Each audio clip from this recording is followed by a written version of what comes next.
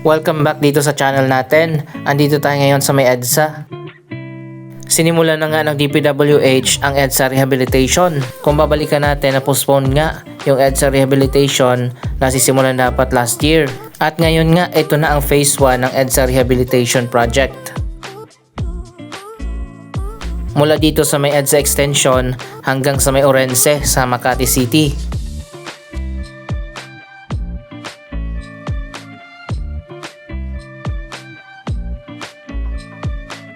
Sa ngayon yung inner lane muna yung isinara para sa rehabilitation. Nilatagan ito ng mas matibay na asfalto. Nasa 6 billion pesos pala ang budget sa EDSA rehabilitation mula sa original na 17 billion pesos. Mas pinabilis din ang proyektong ito na tatagal na lang ng 8 months kumpara sa original timeline nito na 2 taon.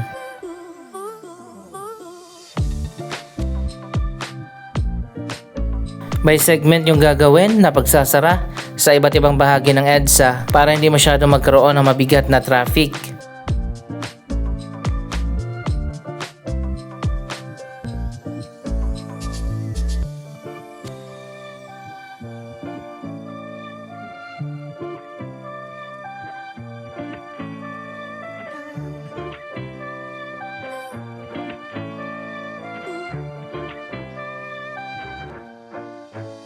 Pagkatapos nito, yung ibang bahagi naman yung EDSA ang isasara hanggang sa umabot sa dulo sa may monumento.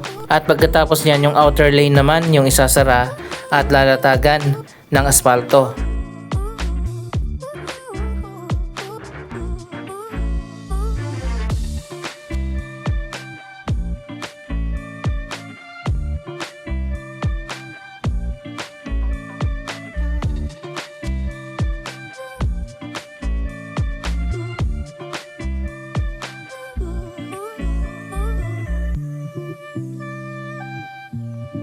Ayon pa sa DPWH, itong pinakamabisa na paraan kung saan by segment nga yung gagawin na rehabilitation at inaasahan na matatapos ang proyektong ito sa loob ng 8 months.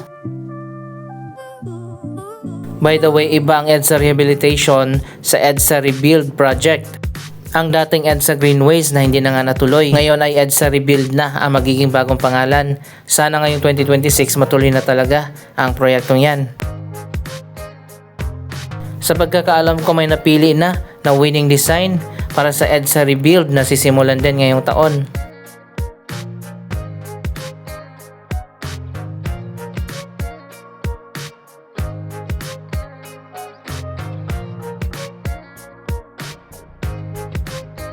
Isa pang abangan natin na project dito sa may EDSA ang pagtatayo ng 3 bagong EDSA busway station.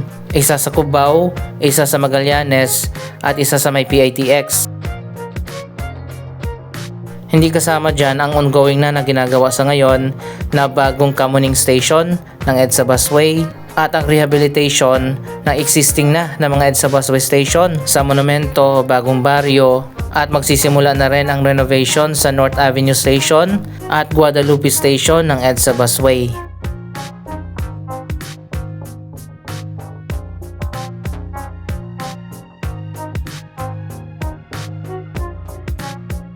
So ayun guys, maluwag naman ng traffic ngayon dito sa may EDSA extension.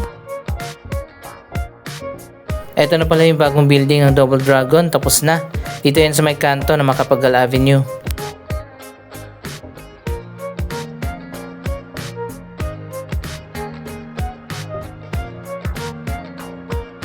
Kung mapapadaan kayo dito sa may Met Park, bisitahin nyo itong MetLife Mall.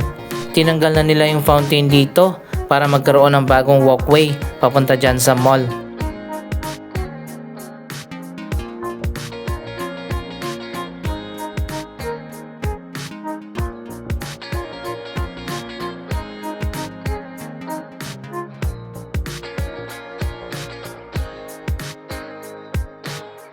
Ipapatupad na nga ng MMDA ang pagbabawal sa mga e-tricycle sa ilang major highways dito sa Metro Manila katulad ng EDSA, Ross Boulevard, Taft Avenue, Quirino Avenue at sa iba pang mga lugar.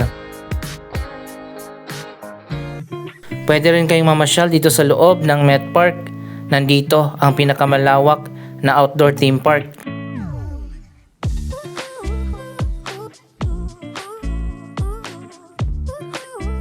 Ito ang boogie bounce na makikita dito sa gitna ng park.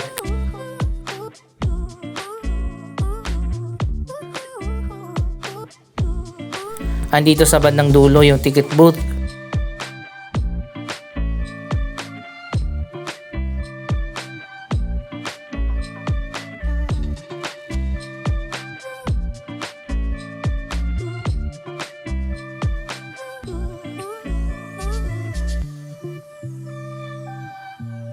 Sana ngayong 2026 magkaroon na ng economic activity dito sa may Met Park.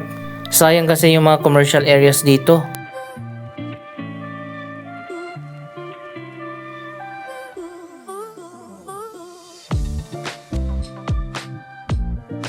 Ayan o, maganda pa naman yung design, kaso nga lang medyo tago. Dapat kasi nakaharap ito sa may Macapagal Boulevard o di kaya doon sa may EDSA extension.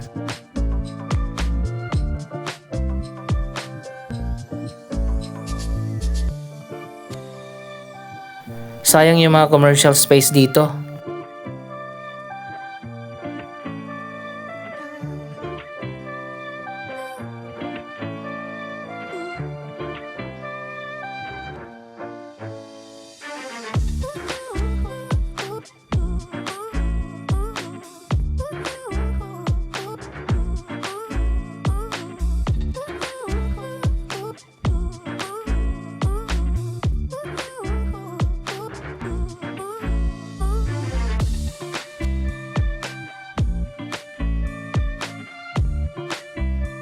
Kung gusto nyo mamasyal na wala masyadong tao, ayan, pwede kayo dito.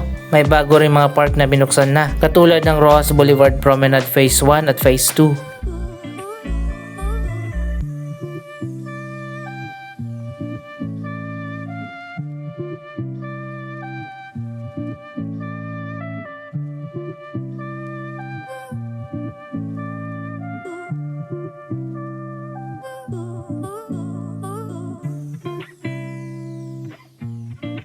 So ayun guys, ito na nga yung phase 2 na binuksan na, pero malapit na yung matapos.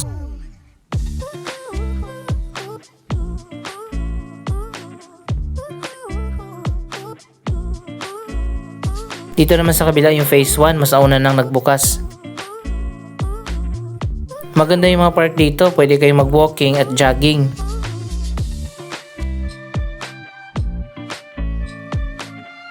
Ikutin pala natin itong buong Met Park para ipakita ko sa inyo ang mga latest na development dito.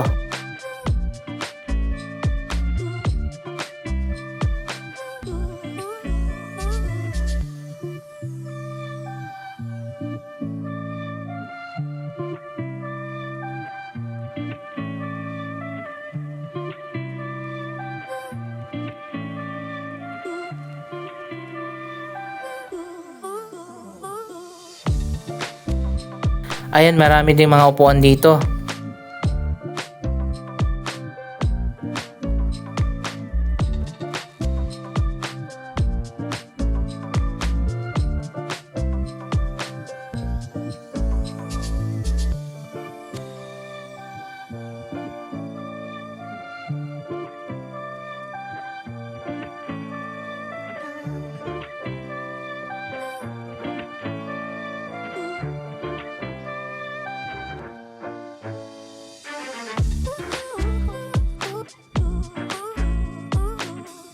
Mas maganda rin pumasyal dito sa gabi kasi merong iba't ibang mga pailaw. Ito nga pala ay tinatawag na light park.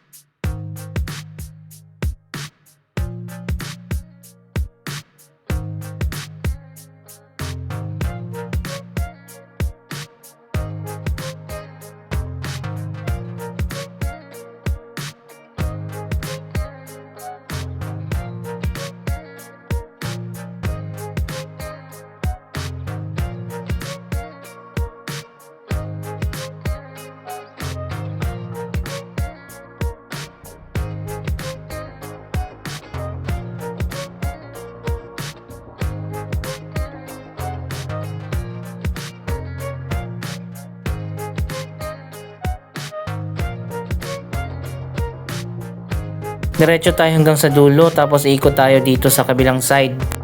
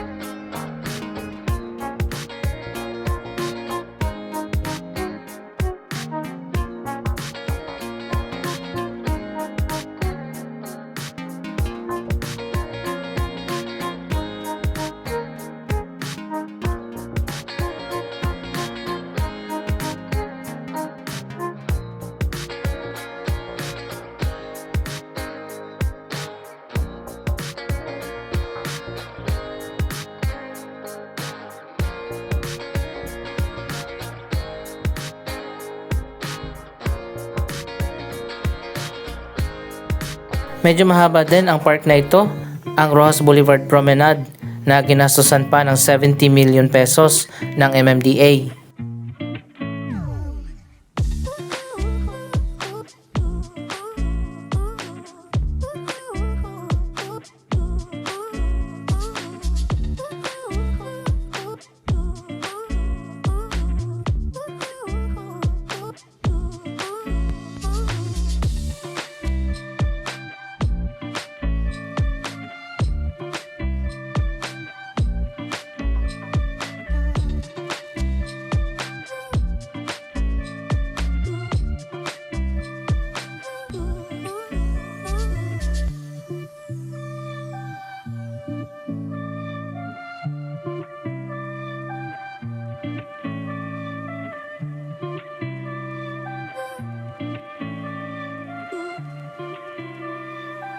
Bukas naman yung gate dito, akala nyo lang nakasara.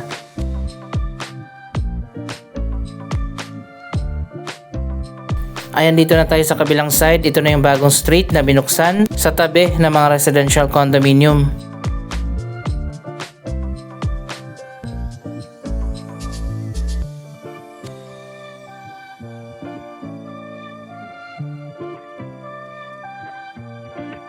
Dito sa dulo pala itinayo yung mga residential condominium ng Federal Land, ang developer nitong Metropolitan Park na ngayon ay Met Park. Malapit lang din ito sa Mall of Asia.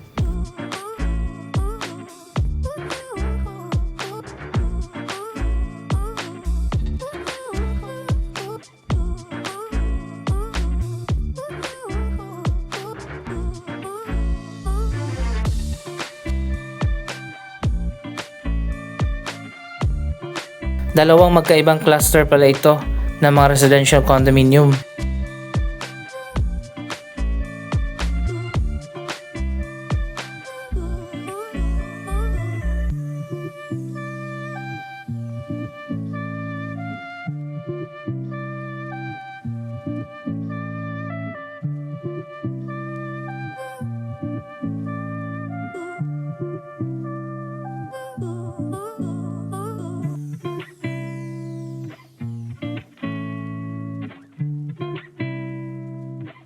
Ayan, kung naghahanap kayo ng lugar kung saan pwedeng mag-walking or jogging na hindi masyadong matao o matraffic, dito na kayo sa Met Park. Anyway, anong masasabi nyo sa mga latest na development dito sa area? Mag-comment lamang dyan sa baba ng inyong mga reaksyon.